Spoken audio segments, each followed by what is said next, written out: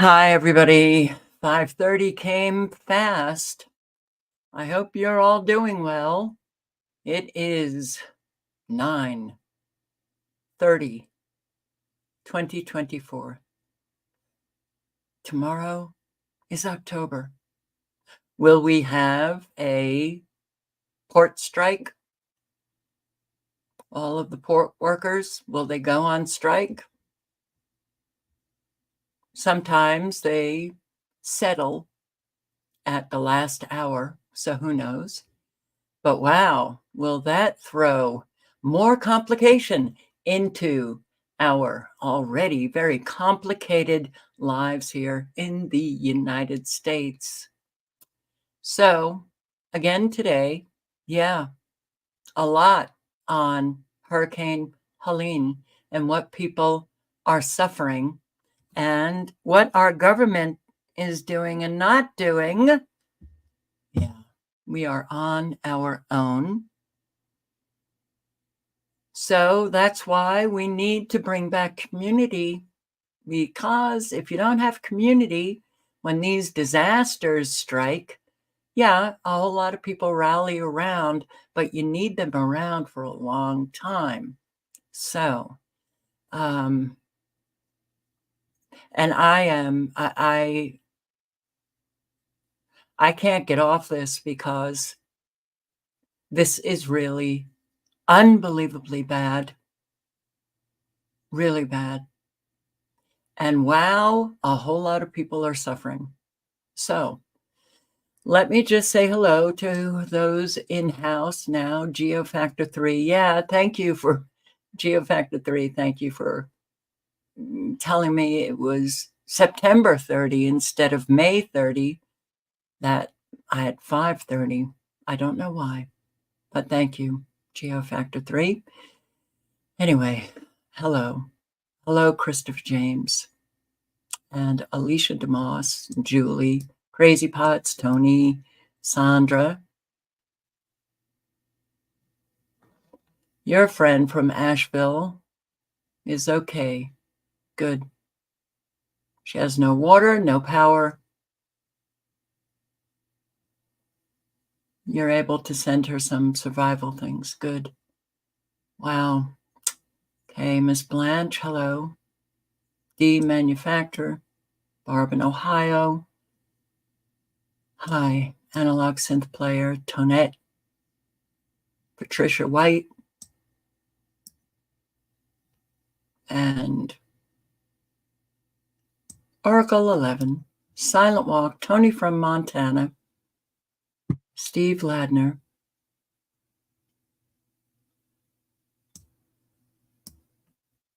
Tony Stauffer. All right, well, we're just going to quickly look at radar. We still have the hurricane circling around. These are the remnants of the hurricane with the nanobots circling around. And it's a quiet time. One active severe warning, which is a maritime warning of in North Carolina, right on the coast, possible water spout. So nice to see we have some quiet time on the weather front, but that quiet time will soon be ending. All right. Yeah. Isn't it interesting that we have North Carolina, Asheville, Western North Carolina, suffering the most destruction from this hurricane in North Carolina? Doesn't that need to be questioned? Yes, it does. But first, we'll do the fires out in California. You know, last night's live, my first post was like a 39-second video. on the fires in California, and I called it the good news. Hey, the 3 major fires in California were contained. I get off the live. The first thing I see, the line fire reignited. Reignited with evacuations.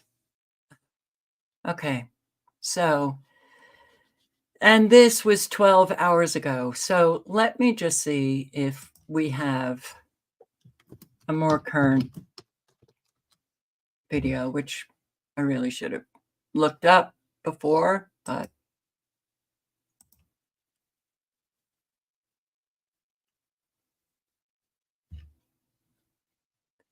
line fire is coming back and smoke everywhere.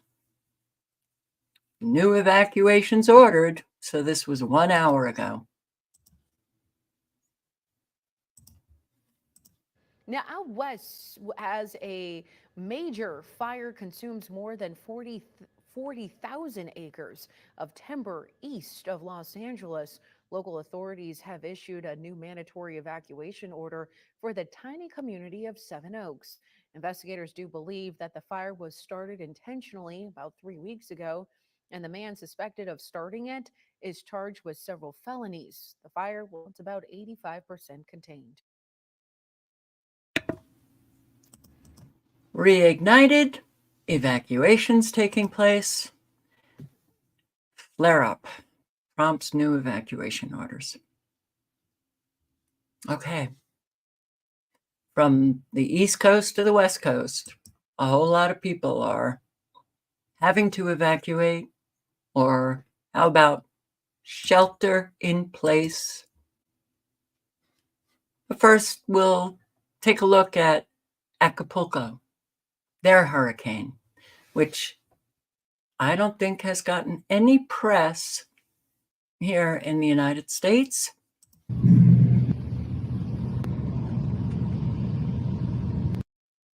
Please remember, hurricanes were always a wind event, okay?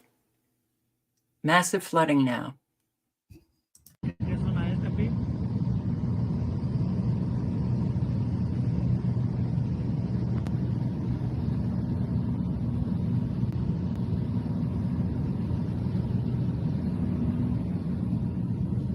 la hora sobrevolando Puerto Marqués, ya con el significativo daño que generó.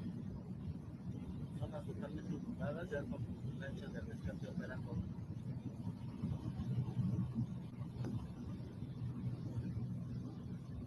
Sí.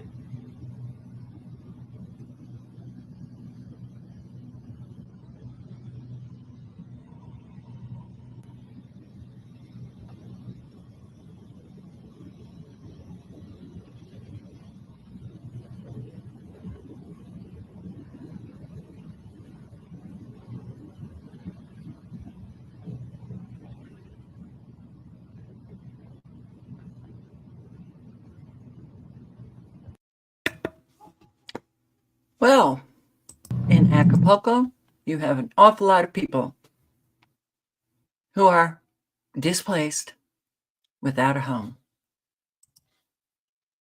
Fire at Georgia chemical plant still going on.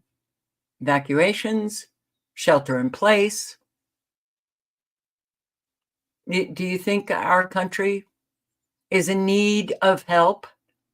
Perhaps hold off on one of those aid packages going to Ukraine or Israel, the billions. Maybe the billions need to be here for Americans, not the illegals.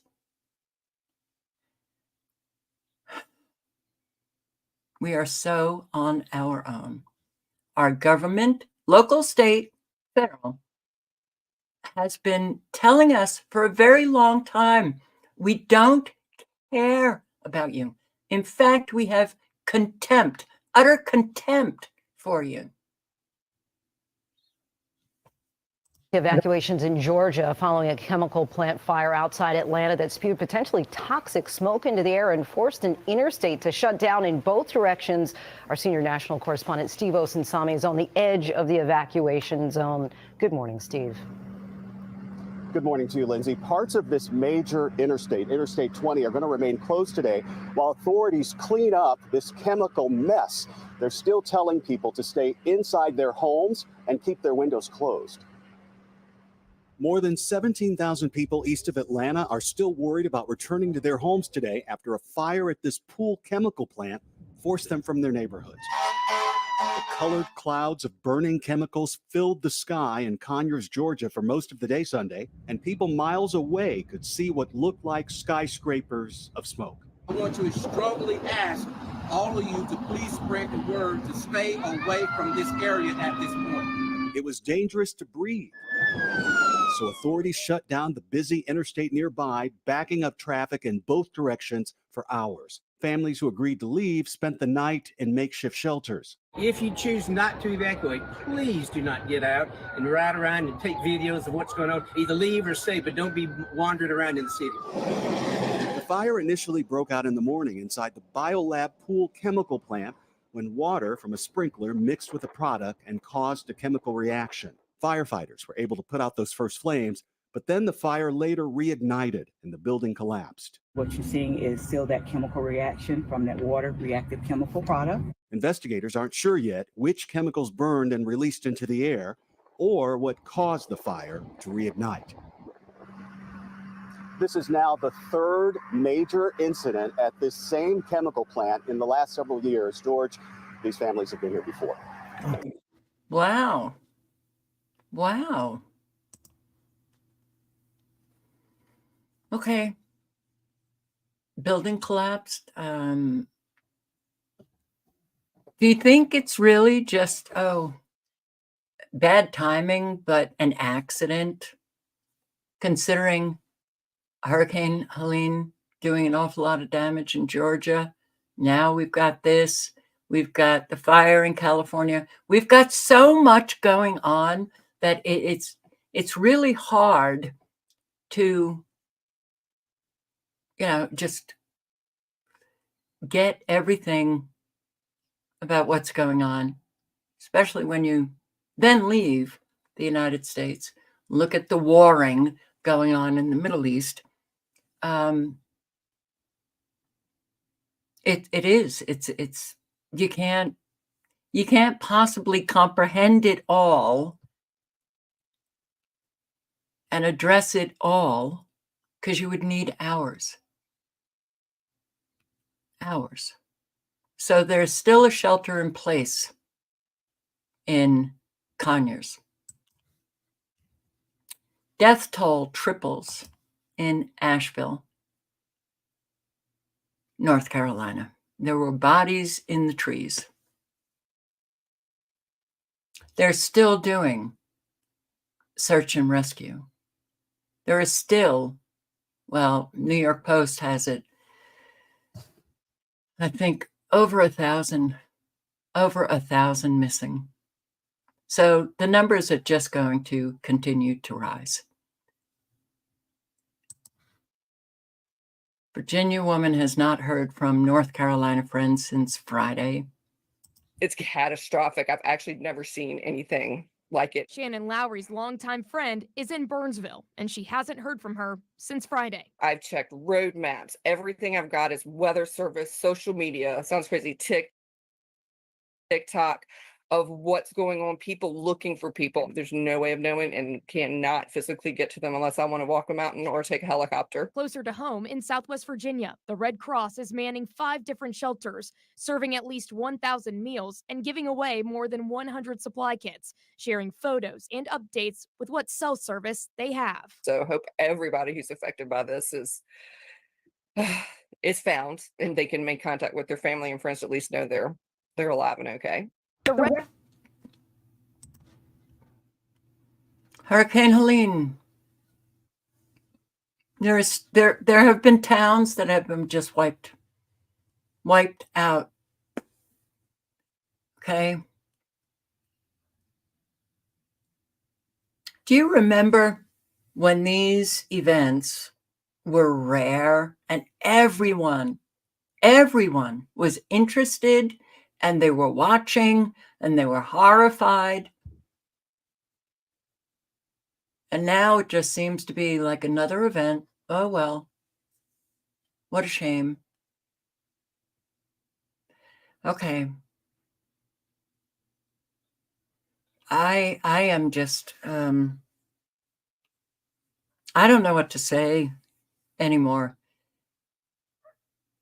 I did say when I first came on YouTube for a number of years that if we can't get these agendas stopped or at least slowed down, that we are going to have to work on our psyche to strengthen our psyche, to strengthen our emotional self to deal with everything. And I really never expected it to get, I couldn't fathom it being what it is. And it is very hard to take. This is an unprecedented storm, and it's causing us to have an unprecedented response. This is the city of Asheville in the western mountains of North Carolina, 2,000 feet above sea level and hundreds of miles away from the nearest coastline. But such was the force of Hurricane Helene that no... You're going to hear climate change. Okay, of course. This is not climate change, and I just wish that people would begin to open their minds and do some research on the weather modification and geoengineering, because the destruction that they are bringing about is so great now that this is North Carolina, okay? North Carolina, Asheville, that's the most devastated area of Hurricane Helene. Not Florida, not South Georgia, not, the coastal area of South Carolina. Asheville, West North Carolina, Tennessee. We're actually hearing officials, and the governor of Tennessee said, how do you even, and this is paraphrase, no one expected a hurricane in Tennessee. When man controls the weather, man can bring about hurricane consequences in Tennessee and North Carolina. Nowhere in its path was safe. We are surging search and rescue teams to help rescue people who are still stranded but can't communicate because cell phone service is down. As many as 600 people are still on the missing list as search teams fan out across the state, navigating the worst flooding to hit the region in a century, with thousands of downed trees, power and mobile outages, and hundreds of closed roads. It's undescribable. I don't know. It just was covered in litter and trees and mud, and it's stinky. And it was all the way up the street up here. It just looked like the bottom of a river. And this is the surface of Lake Lure, an hour below the mountains of Asheville, now an apocalyptic stew of rubble and debris after Helene ripped through the state, unleashing torrential downpours and catastrophic mudslides, killing 47 in North Carolina alone so far, and more than 115 in total since last Thursday. That's when Helene first made landfall on Florida's Gulf Coast as the most powerful hurricane, a Category 4, ever to hit the so-called Big Bend region, before tearing northeast through Georgia, the Carolinas, and Tennessee. Homes were swept away in the storm that had been a Category 1 just the day before.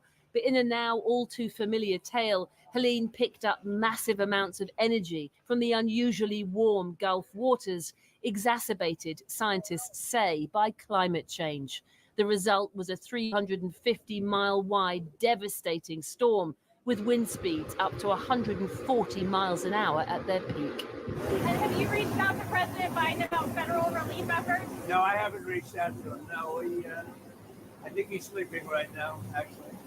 The hurricane collided with presidential politics too, with Donald Trump arriving in Georgia this afternoon, ostensibly to survey the damage and use the hurricane response to attack Joe Biden, who had, in fact, returned to the White House earlier than planned on Sunday and had already addressed the devastation in earlier remarks. I've directed my team to provide every available resource as fast as possible to your communities to rescue, recover, and to begin rebuilding.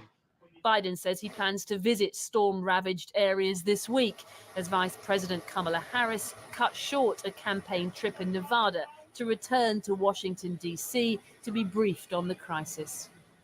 This is the second powerful hurricane to hit parts of America in just over 2 months, and many predict scenes of devastation, not just on the coast, but deep into the country, could become the norm as rising temperatures from human-induced climate change. Get that message in. Cement the brainwashed.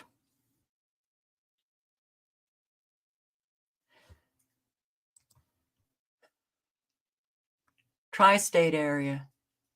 New York, New Jersey, guess Connecticut, because that's the third tri, Connecticut.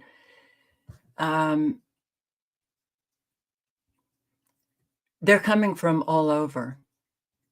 You know, the first responders, the responders, they're coming from all over.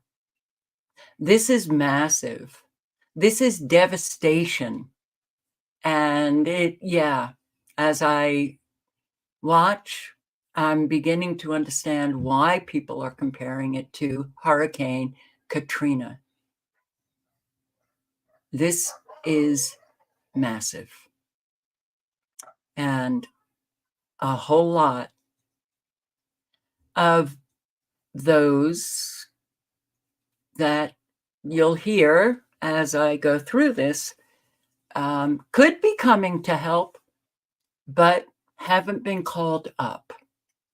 The death toll from Hurricane Helene is climbing as supplies are airlifted to isolated flood-stricken areas in the southeast. CBS News has confirmed 105 people were killed in the storm. North Carolina was one of the hardest hit states. Nearly 300 roads are impassable in western North Carolina alone, and millions are without power or cell phone service. Authorities say recovery will be long and difficult because of the unprecedented damage. And help with cleanup is coming from around the country, including many organizations from our area. Hannah Klieger shows us how they're part of these recovery efforts. On Sunday, Governor Hochul announced the New York Army National Guard is deploying 17 soldiers, 4 high-powered generators, and 3 helicopters to help Hurricane Helene recovery in the southeast. Officials at New York Task Force 1, comprised of NYPD, FDNY, and the Office of Emergency Management, rescued dozens of people and pets since their arrival in North Carolina. Even today, we lifted out 27 people via helicopter. That team of more than 60 members drove down south, waited out the storm Thursday night, and went straight to work the very next day. This is something that I've never seen before. Houses off the foundation, collapsed roadways. The first couple of days entailed quite a few water rescues. Now it's continuing to check door to door, making sure everybody's okay. But this natural disaster also saw teams of volunteers from our area step up. Jeffrey Davis of Long Island is part of the delegation sent by the Red Cross of Greater New York. We're trying to distribute meals and water and supplies for them.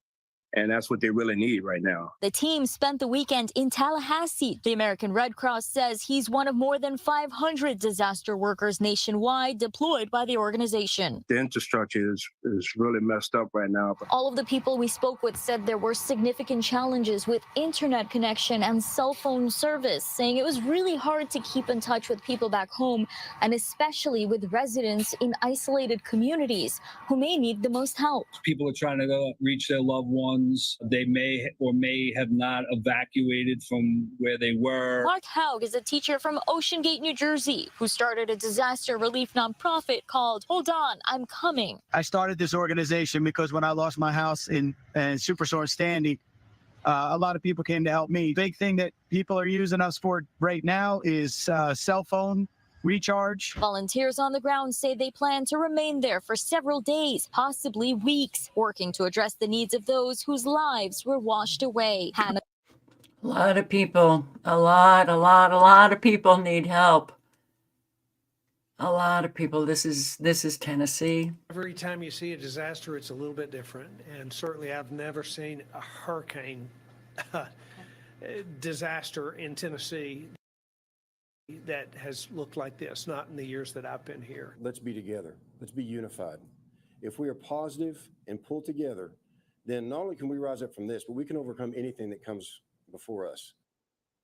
A devastating flood, 420,000 gallons of water per second. The Tennessee Valley Authority says that's how much water is being moved through the Douglas Dam right now. This causing evacuations and flash flood warnings for areas downstream. Most of that area is in Sevier County. Right now, the Deerfield Mobile Home Park and parts of Bingham Island are being evacuated.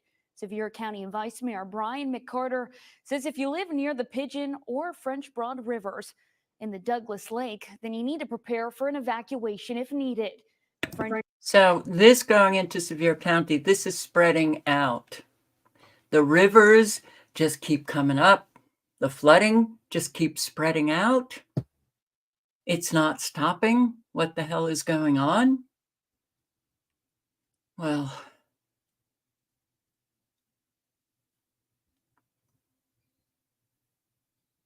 it is so incredibly upsetting and frustrating to know that,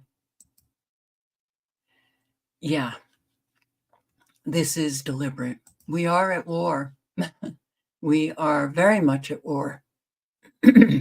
And we can't get other Americans on the same page. Washington County. It's county after county after county after county. News 5's Preston Ayers has spent the day in Washington County, Tennessee, where homes were washed away in at least one neighborhood, and many have had to be rescued by helicopter. He picks up that part of the story. I want you to take a look at this house right here. It's just in a pile of rubble at this point, but it's not just this one. There are dozens like it right here in the Emeryville community and in other parts of Washington County. The problem now is it's going to take days to find out just how much destruction they've had. It's destruction so great, it's hard to comprehend. Washington County emergency officials took us to some of the hardest hit areas where houses are piled up like sticks. And this was all underwater. Residents spending their Sunday trying to salvage what they can. There's a sticky, thick mud that covers just about everything. We traveled as far as possible along this road in Emeryville, but beyond this community is Bumpus Cove in Little Germany. The floodwaters washed away their only road, trapping more than 24 people. Little Germany is a complete loss at this point. The road to Little Germany is completely washed away. You basically have to hug the cliff to be able to get in and out. Caleb Murdoch hiked out for help on Saturday and back in on Sunday carrying much needed supplies. We had to shimmy kind of along the rock face of what little bit was left of the road. At some spots there wasn't probably 6 inches to step on. Late Sunday afternoon, a grand slam moment on the baseball field at Lamar Elementary. A Black Hawk helicopter landing with the first load of evacuees from the cut-off community. I think that first group was between 10 to 11, I think, and they're going back to get another group of 11. County leaders have an ever-growing list of people reported missing. Sadly, there are very real fears here that many lost their lives. Yeah. So, really? Did this really happen? Is this an edited video? Did this really happen? Okay, listen. On Helene, people in Western North Carolina were drowning in their houses this weekend. Others were losing everything. President Biden was at his beach house, and Vice President Harris was hosting political fundraisers on the West Coast. Is there a reason that they could not be here? All right, everybody. I'll see you tomorrow. Thank you. That didn't really happen. I believe this isn't edited. It's got to be edited. Please tell me it's edited. It's got to be edited, right? River Arts, Asheville. Okay, so many people hurting, man. It's overwhelming. It's the creative sort of heart almost of Asheville. But that heart is now broken. Receding water is revealing gas leaks running for days. Some businesses swept away entirely. Walls, refrigerators, and more piled up and crumpled. Losing this place this is the identity of the town. This is why people come here. Everything's gone. It used to be a bar over here. For residents in the area, especially those at the Hillcrest Housing Project, days without basic services are turning dire. Survival right now. There's no gas to make it to stores. There's no stores open. It's cash only. The ATMs are down. But there's little babies that have nothing to drink, and we're going on 3-4 days now with no water. Some now turning to the river itself for help. Yeah, come down the buckets and getting water and going back up to their house just to flush the toilet. Business owners like Asheville Guitar Bar's Mark Goldthwait also faced with losing everything. It's not only months of recovery, it's years. Now worried about losing even more to looters. I've confronted somebody already stealing artwork out of the rubble. It's just shouldn't happen. Give us a break. Gas remains scarce in the city, with lines sometimes stretching for blocks. I came home. I haven't seen my kids. I'm tired. I'm hungry. Still have no power. I have no gas to get to my kids. I don't know where to get gas. So there's that.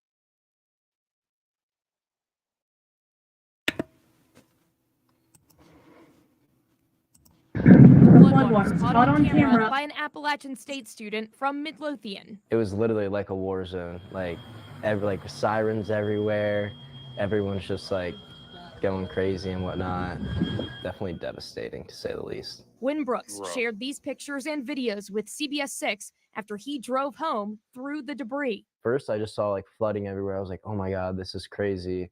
And then we go outside and we see there's just like a 10-foot sinkhole like connected to this music venue that's right next to my dorm. And the police were yelling at us saying it was going to collapse any minute. And while we went outside, the dorm right next to mine caught on fire. So it was like the purge. Some Virginians are still waiting to hear from loved ones who were stuck in the storm. It's catastrophic. I've actually never seen. It's like the purge. Elizabeth City, which is, if I'm not mistaken, you guys in North Carolina, correct me, but isn't Elizabeth City the east, close to the coast in North Carolina? Western North Carolina saw some of the worst from Helene, and the damage from that storm has largely isolated many who live there. That's why people in Elizabeth City are doing what they can to help. Photojournalist Jason Walsh has more on the relief efforts. All of us have friends and families that live out there. We saw the pictures on Facebook and stuff the next morning after the storm had kind of passed through, and we're like really kind of blown away, shocked at how this happened. The coast, you're used to seeing this stuff, but not in the mountains, not flooded like that. A friend of ours reached out to us. He's working with Outer Banks Aviation in partnership with Operation Airdrop about getting some supplies out to the Western North Carolina. Okay. These guys are going to be able to get places to where not everybody can. And he put together a flyer and asked if we would be willing to share it. And he said, sure, we'll share it. When we first started this out, we had this one little plastic bin, and we were hoping to be able to fill that.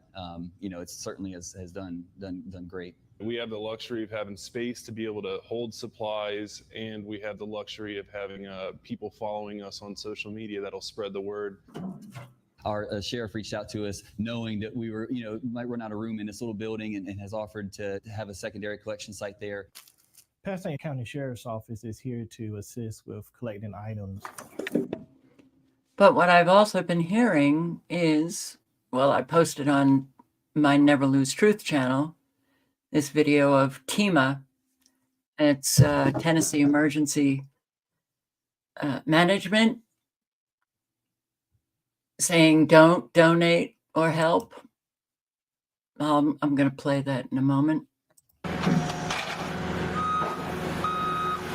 Bridges out up and down the Nolichucky Valley left thousands isolated starting Friday night. Right now, we know nothing. We know we're landlocked because any bridge for us to get out is impassable right now. Those that weren't destroyed, like Washington County's Jackson Bridge, County crews couldn't reach from the south side, but residents could. The community got together and decided that we're going to clear the bridge because we didn't see any activity real early. Being cut off created risks for many residents. I'm a diabetic, so I'm low on pen needles. That's the biggest reason, to be honest with you. I'm even out.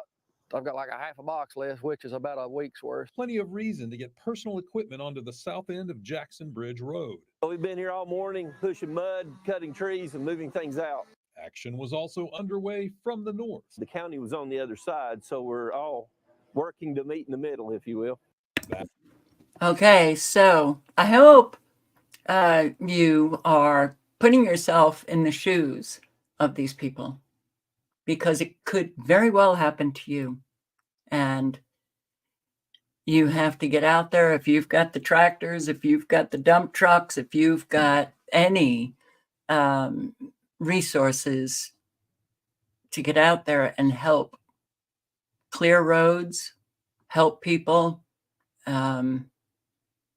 organize, the donations that are coming in. It's a lot of work, and most Americans are just not used to this kind of work. But a whole lot have gained the experience throughout the years, unfortunately for them. Electric vehicles catch fire. Oh, those electric vehicles. Yeah, buy an electric vehicle. And you don't even need the salt water to start the fire, because they have just been bubbling up, and the fire in your garage burns down your house. We've seen it over and over again, and they're still pushing these electric vehicles.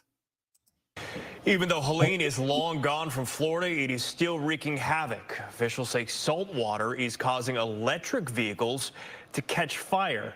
Pinellas County near Tampa shared this video today. It did not say when and where it was taken, but it urged residents who were evacuated to contact them so the fire department can check on their cars. Fox's Haley Hines reports. Water and the ion batteries do not mix, and they literally explode. And they did across the city of Tampa. You heard horns honking all in the distance because the cars were shorting out. Andrew Eleanor heard an explosion while hunkering down on Davis Island. The lithium battery, it got inundated and then blew up. And this was the aftermath, a charred electric vehicle surrounded by debris after the water rushed in. And because of the flooding that we've had some lithium ion situations. It wasn't the only fire. This one was along Blanca Street. Except in this case, Tampa's mayor says a fire likely started by an electric car spread to the home. It was gutted by morning, nothing left. Saw that home from the helicopter, and there's one wall left. So it's very, very tragic. Fortunately, no one was hurt. Stay away from the electric vehicles, Americans. Don't do it to yourself or to anyone that's listening. Not just Americans, but yeah. Okay. I'm going to play this. Listen to what this man is going through with his insurance company. The small community of Steinhatchee, Florida is described as being, quote, wiped off the map after being devastated by Helene, which came ashore as a Cat 4 hurricane. Our next guest stayed behind to take care of their dogs during the storm. Chris Carl joins us right now. Chris, good morning to you. Good morning. Well, you heard it was going to be a big storm. I know some of the law enforcement down in Florida was telling people, hey, take a Sharpie and write your name on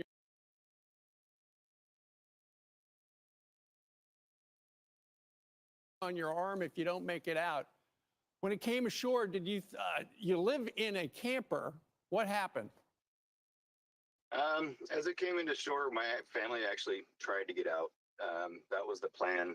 My wife and kids were going to leave, but it ended up, there was a tree over the bridge to our neighborhood. They ended up having to stay.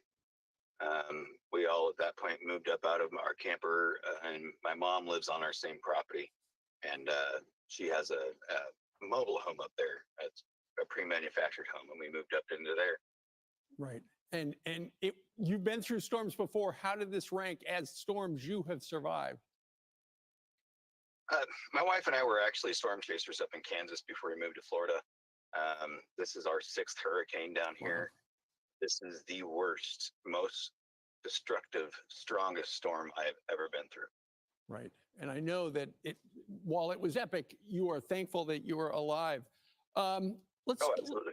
Let's talk a little bit. We've been looking at the devastation in North Carolina, in the mountain, hundreds of miles from the Atlantic Ocean, the devastation there from all the rain. You've got a problem with your insurance company now as things start to dry out. Explain, you had flood insurance, and it's a big but. Tell us what they're doing to you. We had flood insurance for the house, and we had insurance on the camper, and of course, vehicle insurance on the truck. They have told us that because we did not move the camper and vehicle at least 100 miles outside of the storm's radius, they will not be covering us. It was a 900-mile wide storm. Where are you supposed to go? I guess they expected me to go back to Kansas. It's terrible. It's just unfeasible. We've heard so much about insurance companies and how they have been responding to the storm so far. There are 2 businesses in your area that you want to highlight that are responding to the storm. You didn't move the camper. You didn't move the car. So, well, keep paying those premiums, though. I lost everything during Hurricane Helene. And just going to play a few minutes. It's really, if you haven't had this experience, you have no clue what it feels like. I just left the apartment parking lot with everything I own in this car.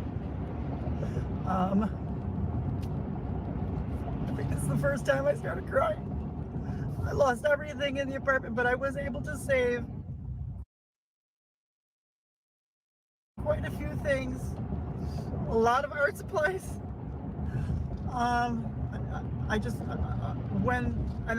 There's going to be a lot of videos and pictures at the end here to show you what we went through. I'm lucky. I have my dog right here. I'm okay. My car is okay. We watched neighbors.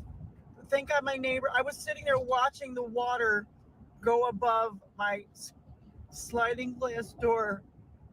And I was like thinking, at that moment, my neighbor knocked on the door. She said, "You need to move your car to higher ground." And the bank in front of our parking lot was higher ground. So I moved it there with several of us, moved our cars over there. And then within minutes after I did that, the water was already too high for some other people to move their cars because it was just too late. The surge came in. I had to grab. Thankfully, I had put stuff in a tub to bug out days before. Most important stuff. Grabbed him. A neighbor let me stay with her on the 3rd floor. Thank you, Gail. She was such a sweetheart. I'm driving really slow because everything I own is in this car. There's people.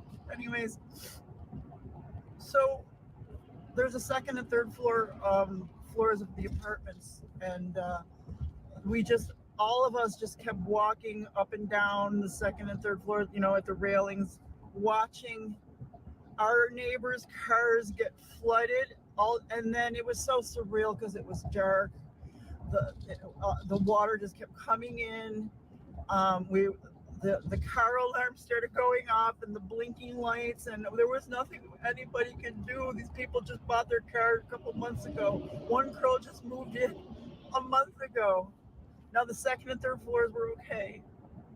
I had requested a 2nd and 3rd floor apartment, but that's another. I'm going to post a link. It's listening to other people's experience. If you have not experienced this yourself, is a good practice because you get little nuggets of what you need to do. It's really Philippines now, super typhoon. Typhoon Julian hits Batanes, Philippines.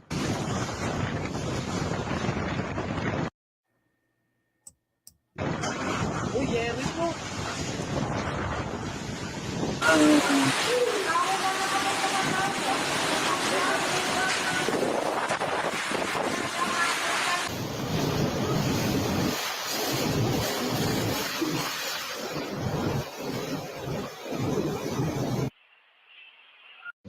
Made landfall. That looks pretty intense. I'll post the link if any of you care to check it out. But man, these weather terrorists are out of the closet and just bringing it on. Now, I am going to play several minutes. I was listening to this video, Morgan Hill Farms, and I'm going to post the link, but she's in South Carolina, and she talks about her community and, people that are in like Facebook groups and people that she knows that are nearby. And she's talking about how people were not prepared at all and what happens when they're not prepared. So this is a good video to listen to in terms of what people need to have. If you have the resources, what you need to have. Because while towns can be wiped out, you could be in the next town over and you're okay in terms of your house. But if you don't have gas, you don't have a generator, you don't have food, you don't have water, you're suddenly not okay anymore. Not with events like this, because an awful lot of people, and actually, I was listening to a news broadcast today, and they were talking about how there were other places in South Carolina that don't have water, just like in North Carolina, South Carolina. In fact, hospitals had to delay surgeries, power outages. So let's listen up just for a few minutes. Georgia and the Carolinas. And when this storm came up, it was very atypical. It came so fast onto land that it was able to maintain some incredible wind speeds all the way up into the Carolinas. So we saw gusts of 60 to 70 mile-an-hour winds. And that is double what I have seen since I've lived here. So we were really, really concerned. We were notified about this storm about 5 days prior to it happening. And when they were initially watching this storm off of the Gulf Coast, they were saying that it was one of the most massive storms that they had seen ever. So Friday night, the storm hit around 2 a.m. in the morning. The sound of the rain just pummeling against the house, the sound of the wind just making it seem like the whole house was moving and creaking, almost like the roof was being lifted off the house. It was extremely eerie. It was definitely a restless night for us. I think the kids did sleep through most of it. I was up periodically checking on our animal structures. We have some movable goat structures, and I was really, really worried about those.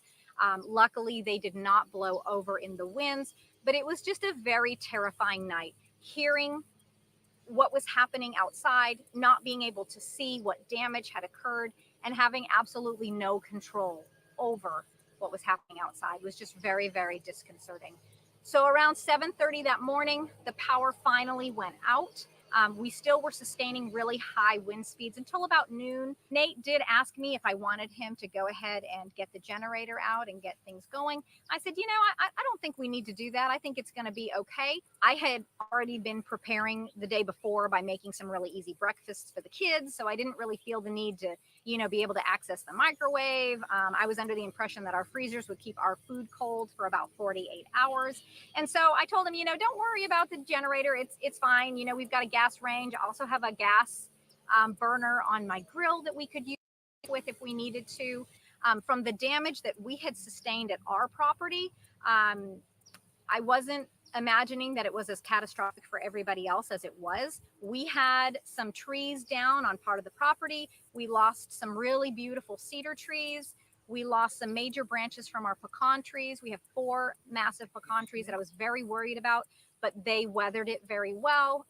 Those branches coming down are not going to affect the health of those trees. We did lose our whole pecan harvest, and all of my black walnuts are now on the ground, but I should be able to salvage those. But that night we did find that our freezers were starting to let a few things thaw slightly. So we did have to break that generator out. A little bit later in the day yesterday, I was able to get on my phone on social media.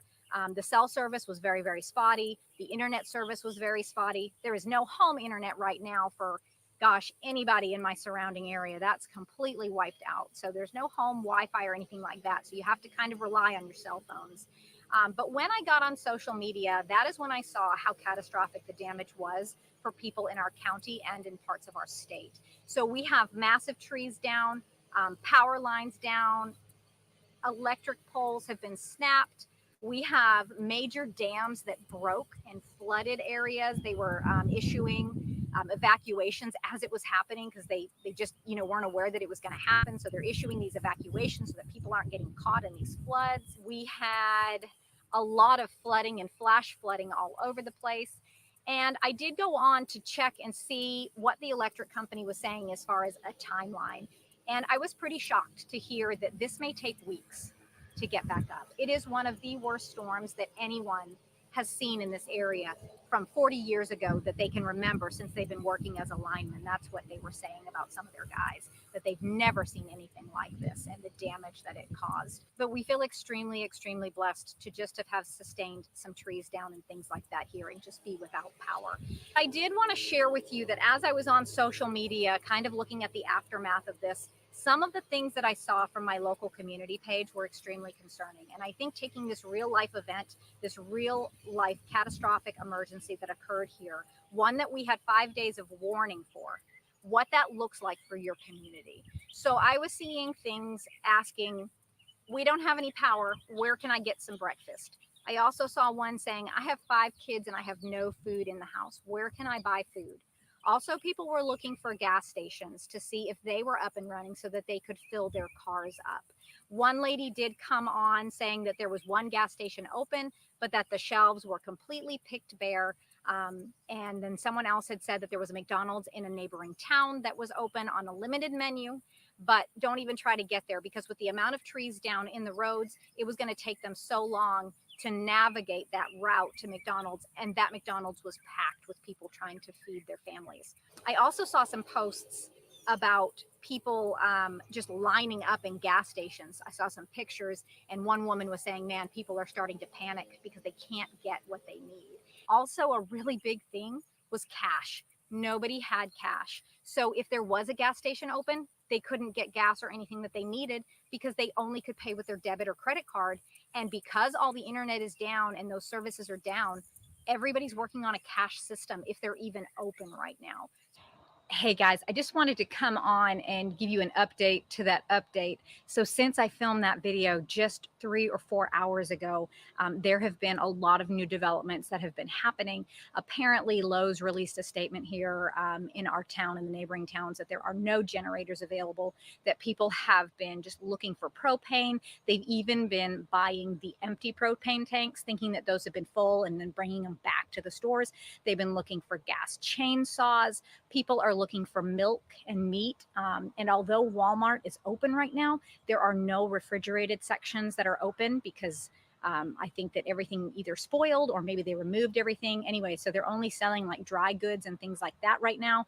They also said that the lines on the main road in town, and we're in a pretty small town, that they're just astronomical, and that if you want gas, you better be prepared to wait because the lines are just wrapped around and down the roads waiting for gas, if you can even get gas. Everyone's waiting for that gas station right there.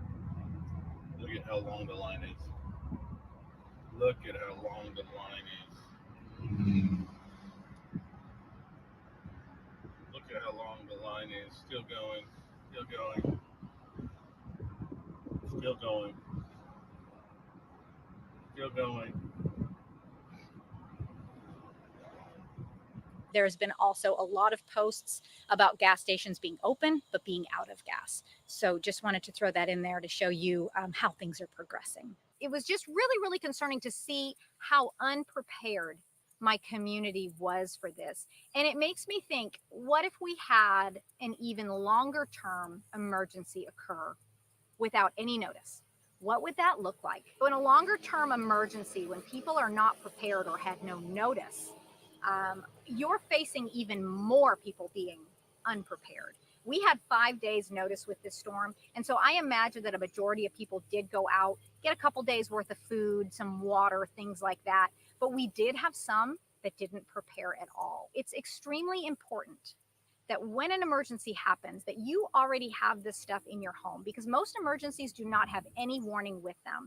And if your community doesn't have those preparations, they are going to be looking for them. And you do not want to be out in a store trying to fight somebody for the last item, or trying to get bottled water because you don't have any water, or trying to get food for your family in a situation like that. Because when people can't get what they need, they begin to panic, and it becomes very chaotic. We are so used to having modern conveniences. We are so used to having things immediately. And because it's become such a part of our lifestyle, we don't realize things until we lose them. I remember a few years ago, before I started prepping, the little key fob on my minivan broke and I couldn't unlock the car, and I looked at my mom and I said, oh my gosh, how are we going to get home? How are we going to get in the car?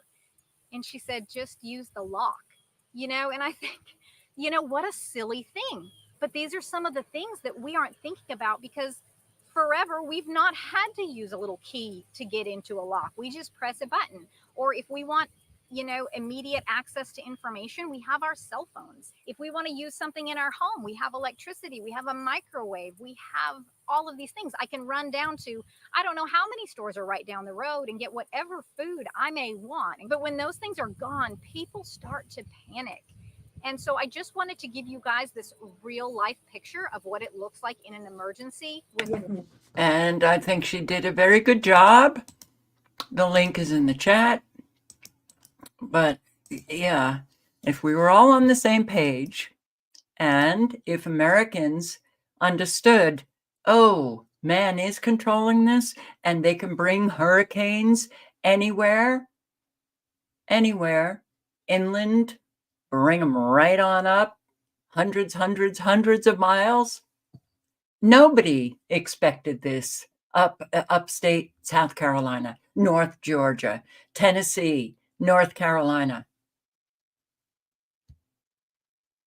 But if they understood that weather can be controlled, if they had a big picture of what kind of destruction that they have been bringing about over the years, they might be more prepared. So for this tragedy, and wow, there's no real good word to describe this thing that has occurred. A whole lot of people just did not have any idea that it could be this bad. So, in the defense of those who weren't so prepared, this was unprecedented, but live and learn, right? So yes, if you have the money to get a generator, get it. Don't wait until you're in a situation that is unprecedented and everybody went to Lowe's to buy those generators and they're all out. And you didn't get there fast enough. Don't wait. To get the water, stock up on the water, stock up on food, and then you're in a better position to get out there and help your neighbors. So Yeah, we've got a lot, man, a whole lot going on. Last image of a wife and a husband in Asheville, North Carolina, sheltering from the flood on a roof. And here they are, until the roof collapsed, causing them and their 6-year-old grandchild to drown.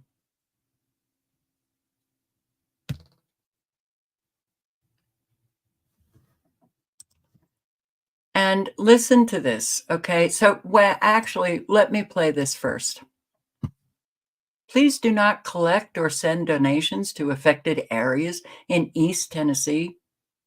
It's almost hard to believe, but here it is.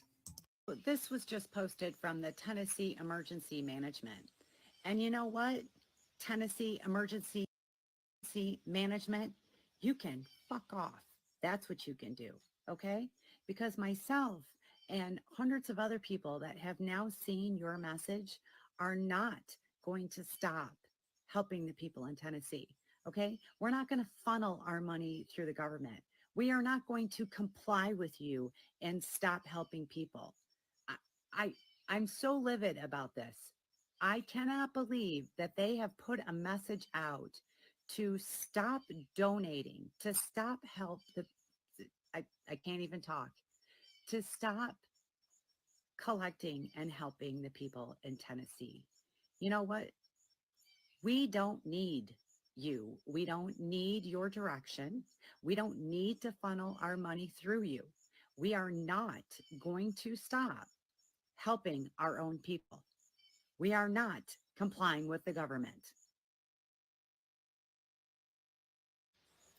And that's actually what the notice says, giving them direction as to who they should be donating to.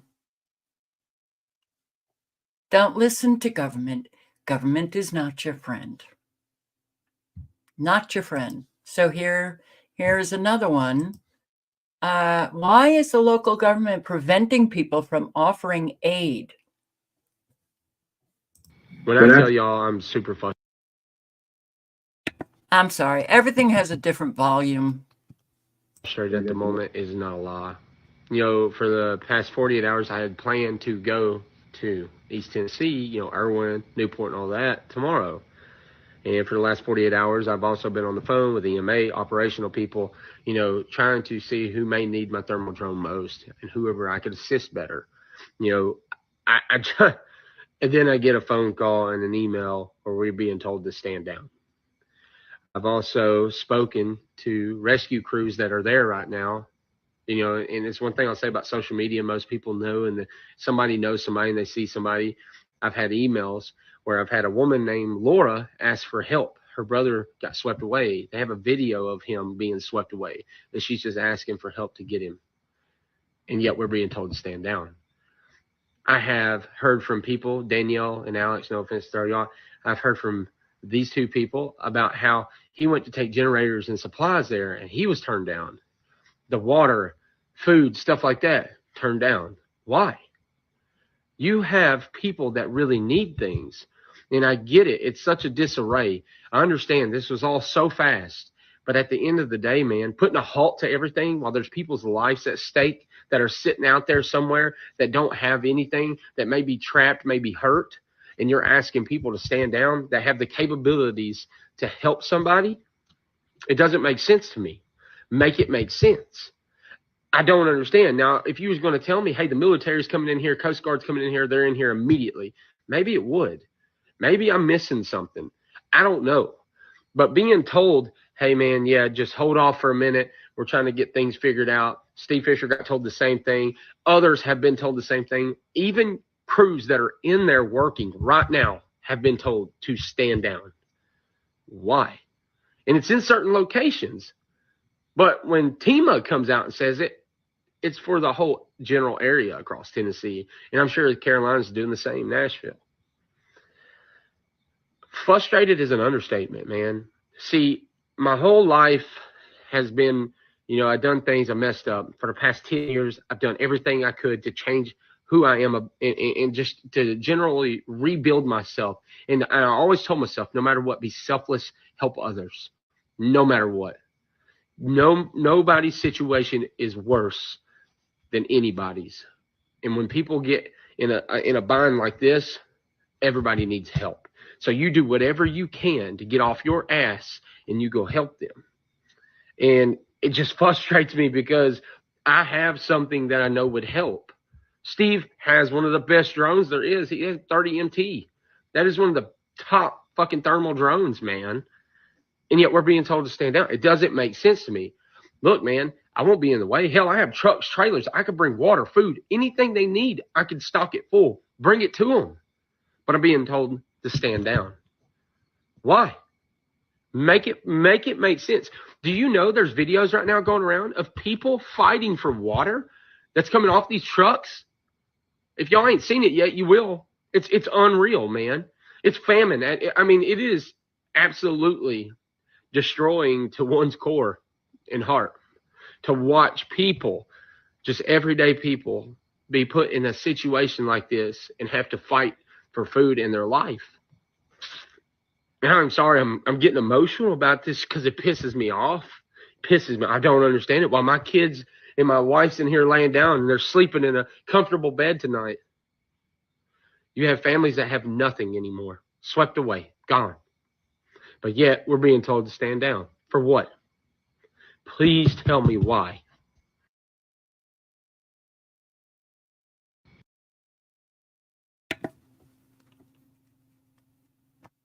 Yeah, well,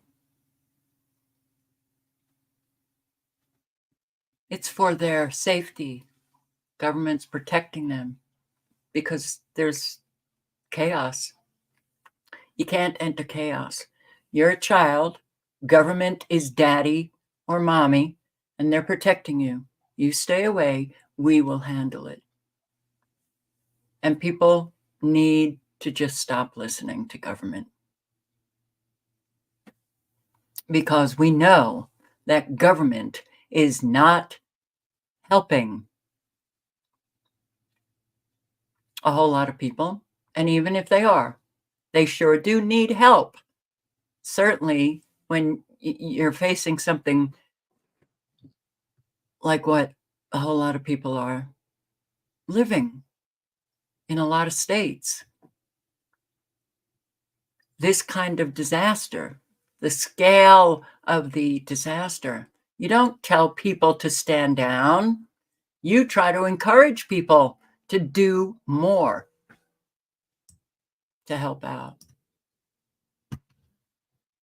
But our government is sick, psychopathic, doesn't give a shit about anyone. What about this? This is strange. A friend of mine posted my last video on Facebook, so I'm just repeating it here on TikTok just to get the word out. TA in Denmark, Tennessee had 50 trucks that slashed tires. 50 trucks. TA, what does it stand for? Travel. It's a truck stop. 50 trucks that had slashed tires. Slashed tires.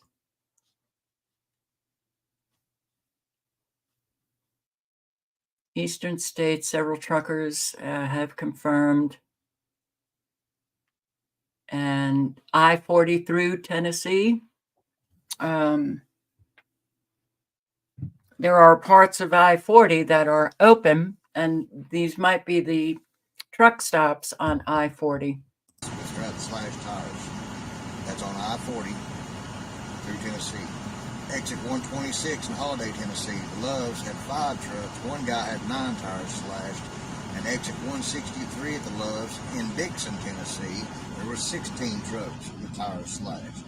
So if y'all are traveling through that area, avoid those truck stops. Try not to stay overnight in those truck stops as for now. They've got authorities working on what's going on, and it's some kind of an activist group that is doing this. So, y'all be careful, be safe out there. An activist group slashing the tires of trucks. Okay. More than 700 soldiers from Tennessee National Guard sent to the Middle East Saturday. Because they're not needed in Tennessee. From the Tennessee Army National Guard, 278 Armored Cavalry Regiment departing Saturday to the Middle East.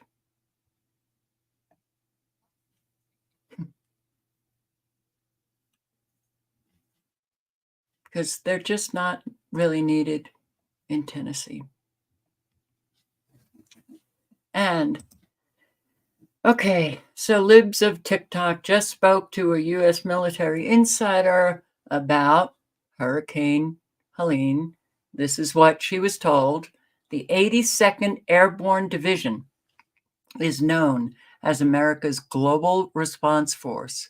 They have the ability to have thousands of paratroopers anywhere in the world in 18 hours.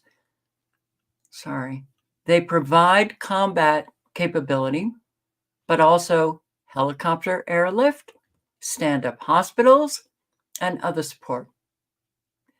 They responded to Hurricane Katrina in New Orleans. The 82nd responded overnight to fly thousands of Afghans out of the country during the withdrawal. Less than 1/3 of the entire division is on the global alert status, meaning there are thousands of members potentially available to render aid with a simple command. So the question is why even a fraction of the 82nd can't be used to support relief efforts in the same state, North Carolina, in which they are stationed, North Carolina. For whatever reason, they are unavailable for this effort. They have not been alerted for hurricane support. They could be on the ground or in the sky within hours, organizing airlifts, building hospitals, bringing aid, but they're not. So Biden-Harris could activate them, but they don't. We're on our own. So into thin air, a company had plans to reopen lithium mines in Asheville before the storm. Duke Energy, North Carolina's largest battery, now running in Asheville, built in 2020. What are the chances of this? Only 70 miles away, in the biggest lithium operation in the United States. We saw some very strange anomalies in this hurricane, which I've shown you. I didn't notice that it had stalled over North Carolina and Tennessee. I'll post a link to Into Thin Air's Twitter, his tweet, but Twitter page.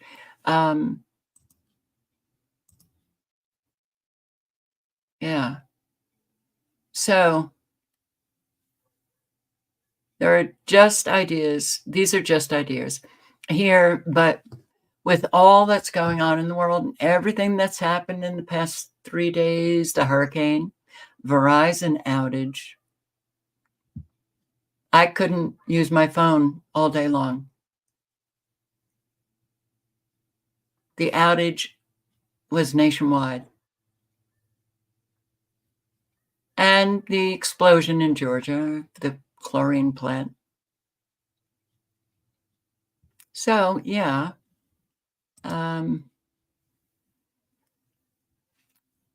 There are plans to reopen a lithium mine near Asheville, Kings Mountain Lithium Mine.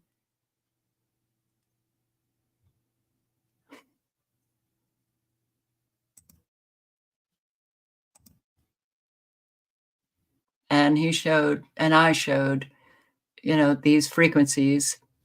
Yeah, I mean, whether there's a mine there or not, we know that these weather events are absolutely controlled, deliberate, intentional.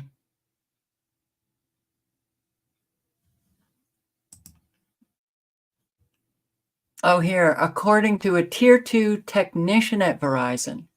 So I don't know how many of you have Verizon, but if you didn't know, there was a massive outage today. So according to a tier 2 technician at Verizon, he said that it was deliberate and unauthorized shutdown of the U.S. electrical grid that specifically targeted cell towers starting locally and expanding nationwide.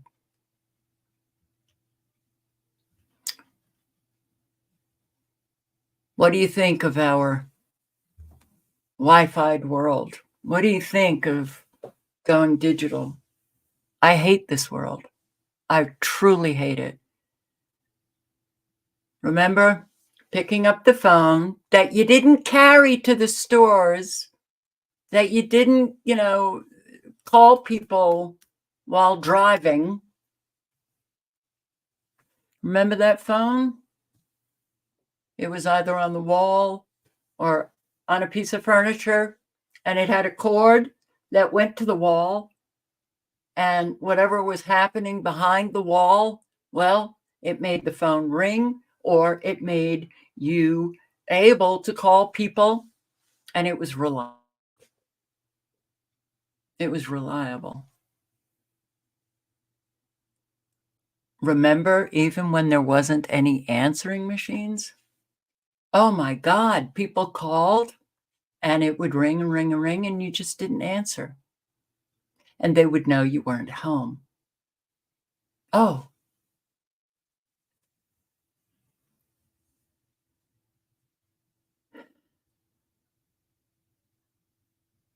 Everything has become unreliable. So now, I mean, I don't even know if landlines would work in this mess. But for the people who did not have their houses floating away, perhaps a landline would work, but the cell phones are not working. Make sure you have cash. Make sure you have, your vehicle filled up with gas, full,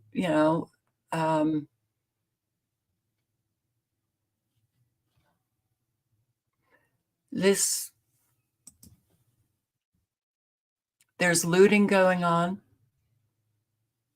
and the arrest of illegal migrants stealing things in these areas. 8 alleged migrants have been arrested in eastern Tennessee for robbing flood victims as local communities try to recover from apocalyptic flooding.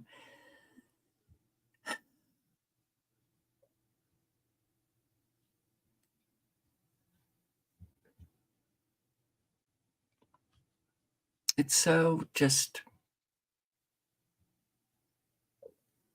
okay.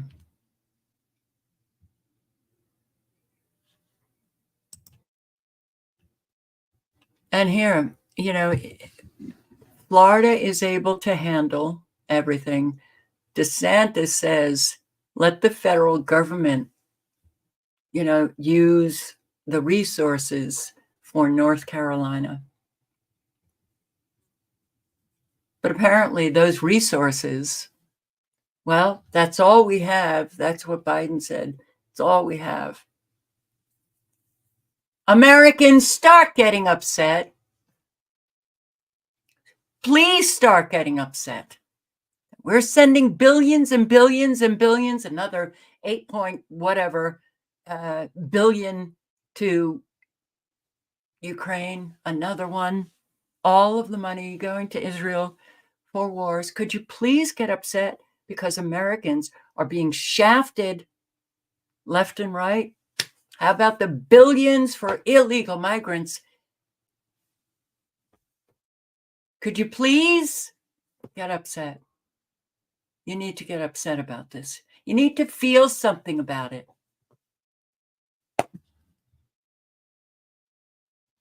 Florida sent its own search and rescue deployment to North Carolina. How is it that North Carolina got so far more devastated than Florida, where that hurricane hit? Could you please start questioning?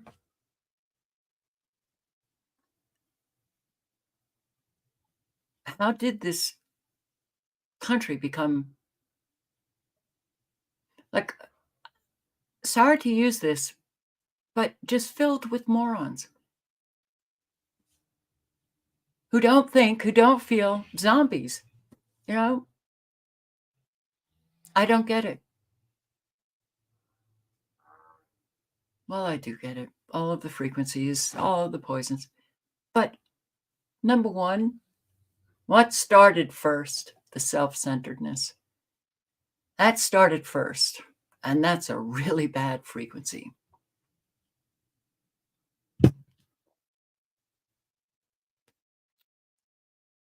Well, I do want to post a link to... No, sweetheart, I gave you treats just a few minutes ago. No. Okay. Because somebody asked for this link, which is the link to the video that I showed last night. Oh, the 5G scam, right? That you're paying for 5G in your phones, but you don't have 5G. I'll play it. It's only a few minutes, but the link is in the chat.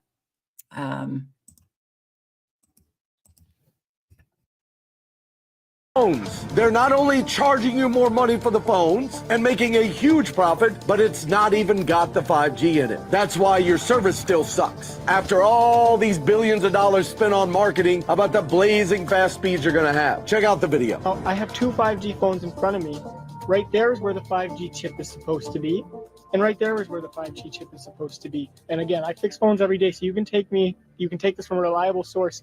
There's not a single phone in Canada that supports 5G. There's not a single carrier in Canada that supports 5G. It's a marketing scam. There's no such thing as 5G in this phone. What you're investing in is 5G for the future. So they're charging $200 extra for 5G when it's not even there. I don't know if this speaks wonders to you, but I think the government's doing other things with the 5G towers. So, guys, wake up to the scam, wake up to the marketing lies and manipulation, and wake up to what these poisonous towers are actually there for and what they're going to do to you.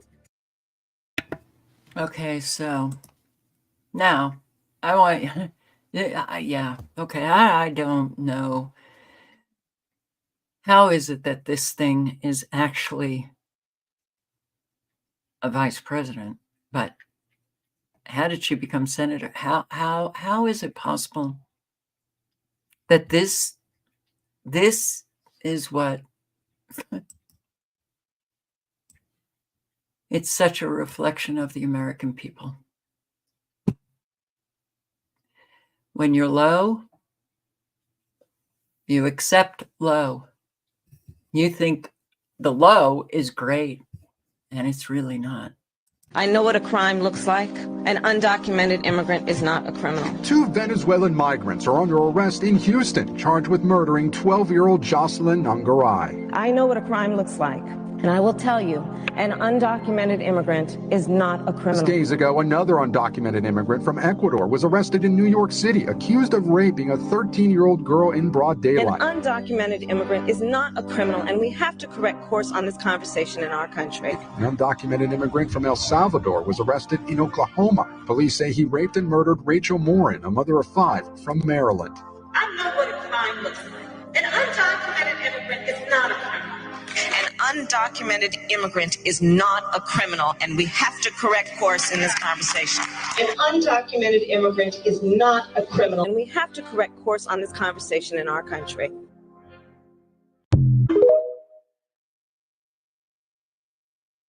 I know what a crime looks like. An undocumented immigrant. Thousands of non-citizens convicted of homicide and other crimes roaming free in the United States. That's according to ICE. Thousands of non-citizens, illegal immigrants, undocumented migrants, whatever the hell you want to call them. The criminal backgrounds. These people are not being vetted, right? They're all over the country. So when you have a disaster that is taking place in Georgia, in South Carolina, in Florida, in Tennessee, in North Carolina, 5 states this hurricane traveled to. You're going to have people who don't care about those in the community because they're not a part of the community, and they start looting the homes. That's what's happening. Okay.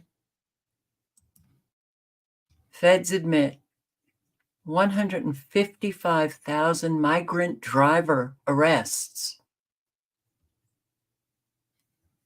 All of the accidents caused by migrants, illegal migrants, who get licenses and they drive, and they cause accidents. And what happens? Auto insurance goes up for everybody, not for them, for the Americans. So we also have to face ourselves in the mirror and say, is it time to stop being a schmuck? Bay Area couple angry about sideshow participants. The sideshow's going on all over, and gee, we're just unable to do anything about it. Really? Or are they allowing this to continue? All of it is, you will have no security. You know, if you have the outage with Verizon today, that tier 2 technician saying that it was an unauthorized shutdown. Well, that's, yeah. You don't get to know the reasons anymore for anything. Up, outage, up, electricity off.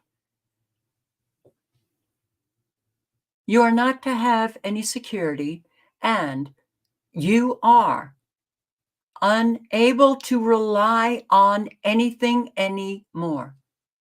So all of these outages and everything that's taking place is only going to get worse. It's only going to get worse. Can't rely on the police, for sure, right?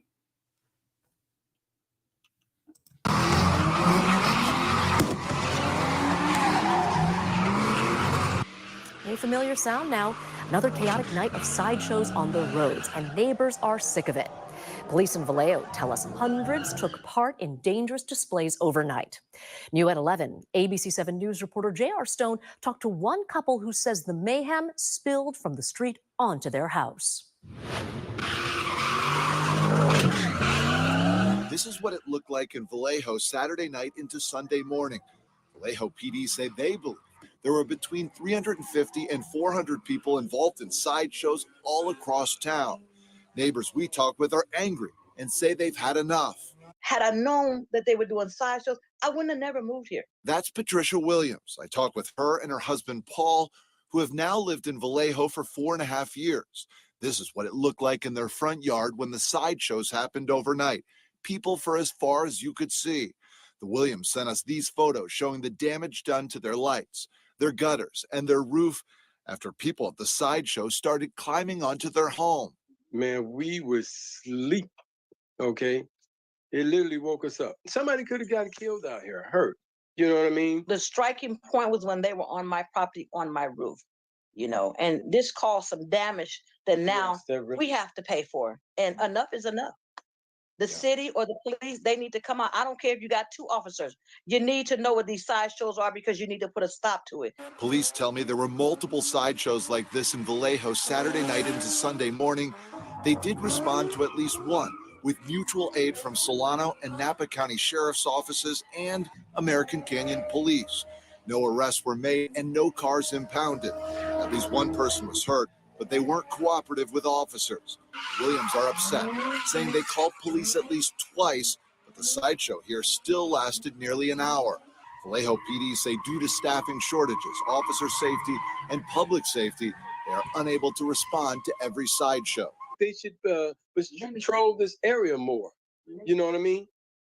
Yeah. And they don't do it. They don't do it at all. What is the city going to do? What is the police going to do? Somebody got to do something. Somebody got to be held accountable, really. They really do. For somebody to be on my roof, I think that broke the mold because they were on our roof. I mean, how disgraceful, disgusting, and disrespectful that. On my roof and standing on my fence like it's the thing to do. Enough is enough. And I'm tired of it. The Williams and other neighbors have started a petition with the hope that city leaders will then put measures in place to prevent these sideshows. We did reach out to Vallejo's mayor, but had not heard back from him or his staff as of late Sunday night. J.R. Stone, ABC 7 News.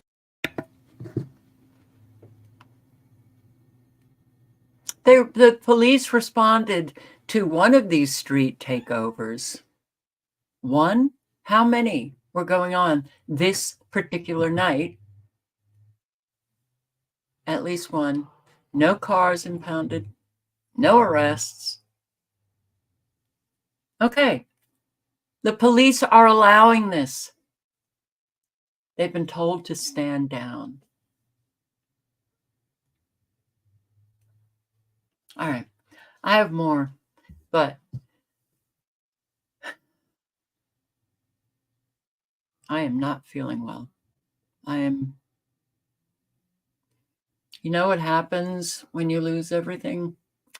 Displaced, fall in the hole. You can't get up out of the hole. Your needs are never met. You lose your people. Causes an awful lot of stress. And stress, wow. It's kind of like an electric drill that just goes right through your body, right up into your brain, and causes a lot of chaos inside you. So do your best to get out there in the community and help people and try to alleviate some stress from an awful lot of Americans who are really feeling it now. Think about all of the people in these hurricane zones. How many people no longer have a job? No longer have a job.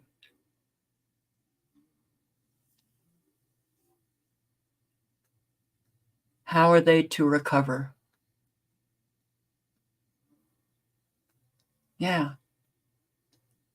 That's why we need community, and that's why we need people out and about helping out. So I do know a lot of you are in that area, so I do hope that you're doing what you can to help out. It is very sad what has happened to this country.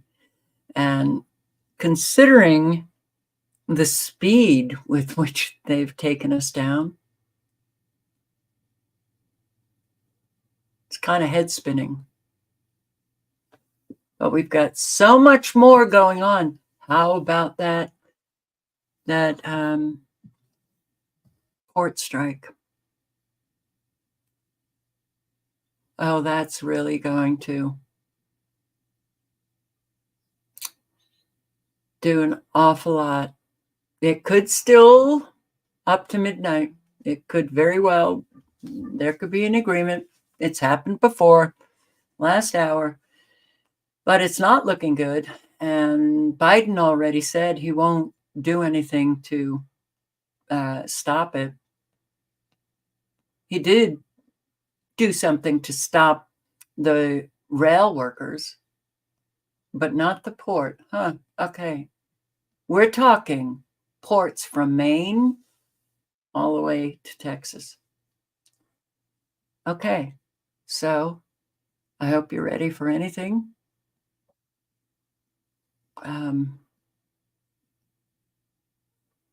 Because now I think, well, you should know anything can happen. So, all right. Thank you for showing up. Hope to see you tomorrow night. And